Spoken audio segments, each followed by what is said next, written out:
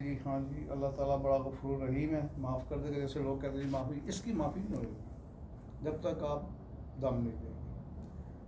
اللہ نے خود قرآن میں کہا وَأَرِنَا مَنَاسِكَنَا کہ مجھ سے سیکھ کے جاؤ.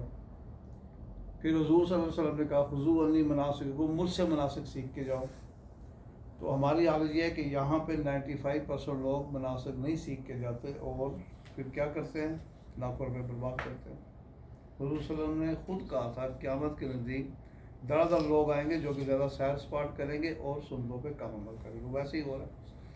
تو اب یہ دیکھیے کہ آپ کو بیٹھے بٹھائے مہمان بنا لیا.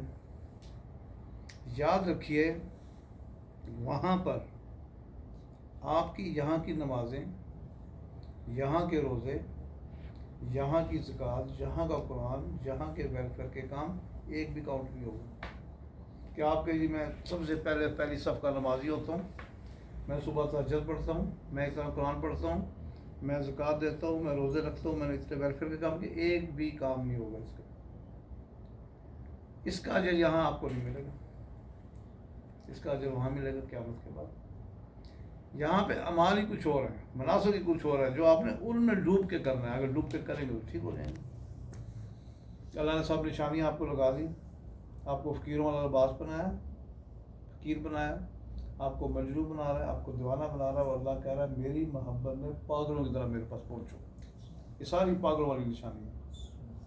آپ کسی پاگل کو دیکھ لیں، نہ کنگھی کرتا ہے، نہ نہاتا ہے، نہ میل اتارتا ہے، نہ ناخن کاٹتا ہے، نہ بال کاٹتا ہے.